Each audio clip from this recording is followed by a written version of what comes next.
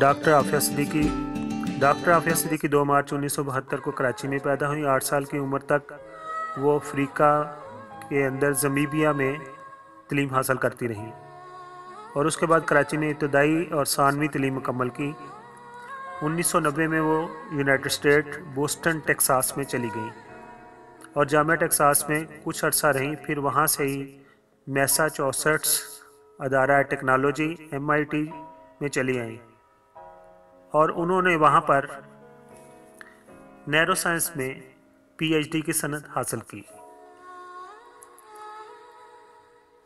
9/11 کے بعد پاکستانی وہاں پر رہ رہے تھے امریکہ میں، اور سعودی عرب کے لوگوں پر امریکہ نے کڑی نظر رکھی ہوئی تھی، اسپیشلی FBI نے، اور اسی طرح ہوا کہ 2002 میں جب وہ PhD کی سند لے کر واپس پاکستان آئیں، لیکن یہاں پر انہوں نے ملازمت ڈھونڈنے کی کوشش کی لیکن انہیں ملازمت نہ ملی اور وہ پھر دوبارہ امریکہ واپس چلی گئی۔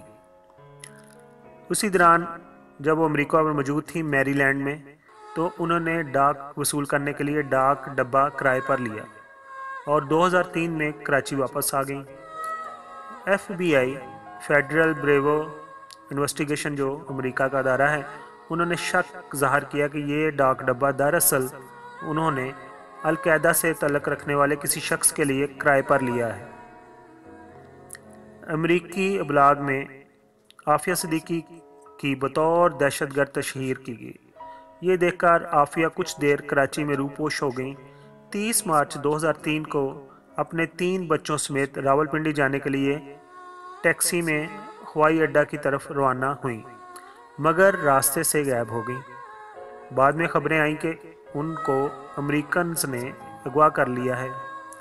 اس وقت ان کی عمر 30 سال تھی اور بڑے بچہ کی عمر 4 سال اور سب سے چھوٹے کی 1 ماہ۔ مقامی اخباروں میں عافیہ کی گرفتاری کی خبر شائع ہوئی، مگر بعد میں پاکستانی وزیروں نے لا علمی کا اظہار کیا اور ان کی والدہ کو دھمکیاں دی گئیں۔ عالمی اداروں نے خیال ظاہر کیا کہ افغانستان میں امریکی جیل بگرام میں قیدی نمبر 650 شاید عافیہ صدیقی ہی ہے جو وہاں بے حد بری حالت میں قید تھی۔ پاکستانی اخبارات میں شور مچنے کے بعد امریکیوں نے اچانک اعلان کیا کہ عافیہ کو 27 جولائی 2008 کو افغانستان سے گرفتار کر کے نیو یارک پہنچا دیا گیا تاکہ ان پر دہشت گردی کے حوالے سے مقدمہ چلایا جا سکے۔ انسانی حقوق کی تنظیموں نے امریکی کہانی کو ناقابل یقین قرار دیا۔ افغانستان میں امریکی فوجیوں نے دوران گرفتاری عافیہ کو گولیوں کا نشانہ بنا کر شدید زخمی کر دیا اور اتنی وہ زخمی ہوئی کہ مرنے کے قریب تھی، اور انہوں نے کہا کہ ہم نے عافیہ کو اس لیے گولیاں ماری کہ عافیہ نے ہمارے ایک ساتھی کی بندوق اٹھا کے ہمارے اوپر تان لی تھی۔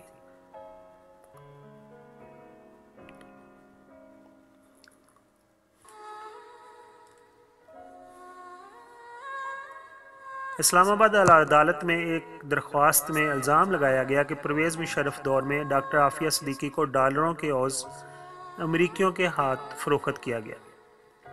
اگست 2009 میں وزیر اعظم یوسف رضا گیلانی نے بتایا کہ حکومت $2 ملین 3 امریکی وکیلوں کو دے گی جو عافیہ صدیقی کے لیے امریکی عدالت میں پیشی کریں گے۔ خیال رہے کہ لاہور کی عدالت اعلیٰ نے حکومت کو یہ رقم جاری کرنے سے منع کر دیا اور خدشہ ظاہر کیا کہ یہ رقم خرد برد کر لی جائے گی۔ عدالت میں درخواست گزار نے کہا تھا کہ امریکی عدالت سے انصاف کی توقع نہیں، اس لیے یہ پیسے عالمی عدالت انصاف میں مقدمہ دائر کر کے خرچ کیے جائیں۔ دسمبر 2009 میں بالآخر کراچی پولیس نے عافیہ صدیقی اور ان کے بچوں کے 2003 میں اغوا کا مقدمہ نامعلوم افراد کے خلاف درج کر لیا۔ ستمبر 2010 میں پاکستانی حکومت نے دعویٰ کیا کہ اس نے امریکی حکام سے عافیہ صدیقی کو باعزت وطن واپس بھیجنے کا مطالبہ بذریعہ خط کیا ہے، مگر 23 ستمبر 2010 میں نیو یارک امریکی عدالت نے عافیہ صدیقی کو 86 سال قید سنائی، یعنی 86 سال قید کی سزا سنائی گئی۔ جون 2013 میں امریکی فوجی زندہ فورٹ ورتھ میں عافیہ پر حملہ کیا گیا۔ جس سے وہ 2 دن بیہوش رہیں۔ بالآخر وکیل کی مداخلت پر اسے طبی امداد دی گئی۔ ابھی ان کی پرسنل زندگی کے بارے میں بات کرتے ہیں۔ تو 1995 میں پاکستانی آزاد امجد محمد خان سے انہوں نے نکاح کیا۔ 1996 میں ایک لڑکا محمد احمد ان کے ہاں پیدا ہوا، اور 1998 میں ان کے گھر بیٹی پیدا ہوئی، اس کا نام مریم رکھا انہوں نے۔ اور 2002 میں امجد خان نے طلاق دے دی۔ پھر 2003 میں عمار بلوچی سے نکاح ہوا۔ عمار بلوچی کے بارے میں بھی کہا جاتا ہے کہ وہ اس کا تعلق بھی القاعدہ سے ہی تھا۔ اپریل 2010 میں 11 سالہ لڑکی جس کے بارے میں خیال ہے کہ وہ عافیہ کے ساتھ لاپتہ ہوئی ہے اور وہ ان کی بیٹی ہے، تو اس لڑکی کو نامعلوم افراد نے کراچی میں عافیہ کی بہن فوزیہ صدیقی کے گھر چھوڑ دیا۔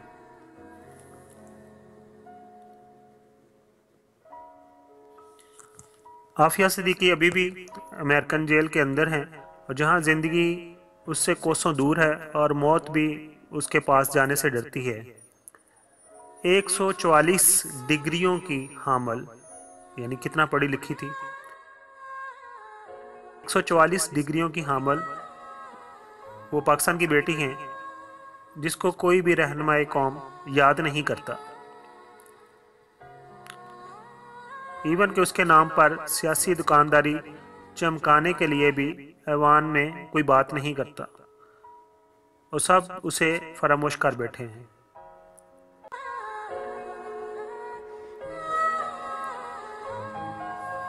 قوم کی کوئی بھی بیٹی ہو، وہ مریم نواز ہو، وہ کسی خاک گروپ کی گڑیا ہو، یا وہ کوئی بھی کسی بھی پاکستان کے حصے سے تعلق رکھنے والی ہو، دونوں کی عزت و احترام حکمرانوں کے لیے ایک ہے۔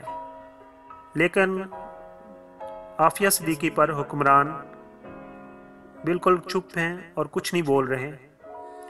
جہاں ایک طرف ملالہ یوسفزئی کو نوبل انعام ملنے پر پورے ملک میں خوشیاں منائی جاتی ہیں اور اس کے نام پر یونیورسٹی بنانے کا بھی اعلان کر دیا جاتا ہے، لیکن دوسری طرف 144 ڈگریاں لینے والی اس بیٹی کو پاکستان کے جو سیاستدان ہیں وہ بھول چکے ہیں۔ یہاں پر کچھ سوال ایسے ہیں جس پہ ہم سوچ سکتے ہیں کہ ایسا کیوں ہوا۔ 9/11 کے بعد امریکہ نے عافیہ صدیقی کا نام مطلوب ترین افراد کی فہرست میں کیوں شامل کیا؟ امریکہ میں لاکھوں پاکستانی مقیم ہیں جنہیں کسی قانونی جواب دہی میں ملوث نہیں کیا گیا۔ MIT کی گریجویٹ نیورولوجسٹ عافیہ صدیقی کو ملوث کرنے اور مارچ 2003 میں مطلوب ترین فرد قرار دی جانے کے محرکات کیا ہیں؟ اسی طرح 2003 میں عافیہ صدیقی کو امریکی اداروں نے القاعدہ کی پیغام رساں قرار دے دیا۔ 9/11 کی مالی معاونت میں بھی ان کا نام آیا۔ ان پر دہشت گردی سے متعلق الزامات کی فہرست طویل تھی، لیکن ان پر مقدمہ صرف بگرام ایئر بیس پر امریکی فوجیوں پر حملے کے الزام میں چلایا گیا۔ کیا امریکہ ڈاکٹر عافیہ صدیقی کے حوالے سے کچھ حقائق چھپانا چاہتا ہے؟ کیا ان افواہوں میں کوئی وزن ہے کہ عافیہ صدیقی امریکی CIA اور القاعدہ کے لیے ڈبل ایجنٹ کا کردار ادا کر رہی تھی؟ پاکستان میں الزام لگایا جاتا ہے کہ عافیہ صدیقی کو پرویز مشرف کی حکومت نے ڈالروں کے عوض امریکہ کے حوالے کیا۔ اب پرویز مشرف کو اقتدار سے محروم ہوئے 9 برس ہو چکے ہیں، 9 برس سے زیادہ ہو چکا ہے۔ محب وطن عناصر کو تحقیق کرنی چاہیے کہ مشرف حکومت نے کب اور کہاں عافیہ صدیقی کو امریکیوں کے سپرد کیا۔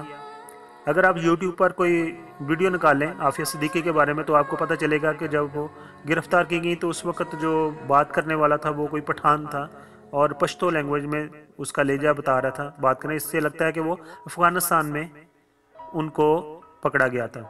اسی طرح عافیہ صدیقی کے اہل خانہ کے مطابق عافیہ صدیقی کو مارچ 2003 میں اغوا کیا گیا۔ امریکی اطلاعات کے مطابق عافیہ صدیقی کو افغان حکام نے جولائی 2008 میں غزنی افغانستان کے مقام پر گرفتار کیا۔ عافیہ صدیقی کے 2003 سے 2008 تک کے 5 برس کے بارے میں اطلاعات نہایت متضاد ہیں۔ क्या 2003 में पाकिस्तान में उनके अगवा या गिरफ्तारी का मुकदमा दर्ज कराया गया? अगर हाँ तो इस ज़मन में कोई दस्तावेजी रिपोर्ट नहीं है। पाकिस्तान में कुछ सहाफ़ी आफिया सिद्दीकी के बारे में बहुत पुरजोश हैं और उनका कहना है कि वो 2003 से आफिया सिद्दीकी की बाजियाबी के लिए आवाज़ उठाते रहे हैं। क्या ये सहाफ़ी 2008 से पहले अपनी किसी तहरीर का हवाला दे सकते हैं जिसमें आफिया सिद्दीकी का जिक्र किया गया हो? पाकिस्तान में कुछ सियासी जमातें आफिया सिद्दीकी की वापसी को अपना निस्बुल ऐन करार देती हैं। क्या उन जमातों ने 2003 से 2007 तक कभी आफिया सिद्दीकी की बाजियाबी का मुतालबा किया? पाकिस्तान के नामवर जर्नलिस्ट शम्सुर रहमान फ़ारूकी आफिया सिद्दीकी के वो मामू हैं। उन्होंने एक से ज़ायद मरतबा बयान दिया है कि आफिया सिद्दीकी 22 जनवरी 2008 को उनसे मिलने इस्लामाबाद आई थी और 2 रोज़ तक उनके साथ ठहरी। तब वो ज़ेर हिरासत नहीं थी। क्या आफिया सिद्दीकी के बारे में मुतहर्रिक सहाफ़ियों और सियासी जमातों ने इस ज़मन में शम्सुर रहमान फ़ारूकी साहब से कभी राब्ता किया और उन्हें अवाम के सामने लाए? कुछ इतलात के मुताबिक आफिया सिद्दीकी ने अपने पहले शोहर से तलाक लेने के बाद खालिद शेख 9/11 के मुबीना मास्टरमाइंड के बांजे अबू अमार बलोची से शादी कर ली थी। आफिया सिद्दीकी ने हामियों अबू अमार बलोची के बारे में कभी वाज़ेह मौक़िफ़ इख्तियार नहीं किया। अबू अमार बलोची उस वक़्त ग्वांता नामो बे के कैद खाने में है। अगर आफिया सिद्दीकी और अबू अमार अल बलोची ने शादी कर रखी थी तो आफिया सिद्दीकी को वतन लाने की सूरत में अबू अमार अल बलोची के बारे में आफिया सिद्दीकी के हामियों का मौक़िफ़ क्या होगा? मार्च 2003 में आफिया सिद्दीकी के 3 बच्चे थे जो उनके अहले खाना के मुताबिक उनके साथ ही अगवा किए गए। साबिक़ वज़ीर दाखिला रहमान मलिक की कोशिशों से आफिया सिद्दीकी का सबसे बड़ा बच्चा 2008 में अफ़गानिस्तान से पाकिस्तान में लाया गया। अगर आप YouTube पर फिल्म देखें, वो वीडियो देखें जब आफिया सिद्दीकी को उन्होंने पकड़ा तो उसमें वो बच्चा नज़र आ रहा है। ये बच्चा 2008 में 11 बरस का था और अब 18 बरस का हो चुका है। इस बच्चे को कभी ज़राए अबलाग के सामने पेश नहीं किया गया। ये बच्चा आफिया सिद्दीकी के 2003 से 2008 तक के 5 बरस के बारे में बराह रास्त मालूमात दे सकता है। इसे रूपुश ने आफिया सिद्दीकी के अहले खाना और उनके हामी सहाफ़ियों और सियासी जमातों ने कभी आफिया सिद्दीकी के दूसरे 2 बच्चों के बारे में आवाज़ नहीं उठाई। वो बच्चे कहाँ हैं? क्या उन बच्चों की बाजियाबी का मुतालबा हुआ है या नहीं हुआ? आफिया सिद्दीकी ने दौरान समाअत अदालत को पेशकश की कि वो तालिबान और अमरीकी हुकूमत में मसालियत करवा सकती है। आफिया सिद्दीकी के साबिक़ शोहर अमजद खान कराची में मुकीम है। क्या पाकिस्तानी इदारों ने आफिया सिद्दीकी के बारे में बराह रास्त मालूमात लेने के लिए कभी उनसे रब्ता किया? क्या आफिया सिद्दीकी के साबिक़ शोहर अपने कराची में मौजूद बेटे के साथ राब्ते में हैं? आफिया सिद्दीकी के हामी सहाफ़ी और सियासी जमातें अमजद खान के मौक़िफ़ को क्यों नहीं समझती और उनसे पूछगिछ क्यों नहीं हो रही? पाकिस्तान में कुछ अनासर का ख्याल है कि अमेरिका और पाकिस्तान की हुकूमतों को आफिया सिद्दीकी और डॉक्टर शकील अफरीदी का तबादला कर लेना चाहिए। इस मुतालबे की कानूनी या सियासी बुनियाद क्या है? क्या ये आफिया सिद्दीकी के मुबीना जुराइम का एतराफ़ होगा? हमारी दुआ है कि जो पाकिस्तान के सियासतदान हैं, जो पाकिस्तान की गवर्नमेंट है, वो आफिया सिद्दीकी के मामलात को सीरियस लें और इसके लिए कोशिश करे कि ताकि वो इस मुल्क की बेटी को वापस ले आए। आपकी अगर कोई इसके बारे में राय है तो आप कमेंट्स में लिख सकते हैं। Thank you so much.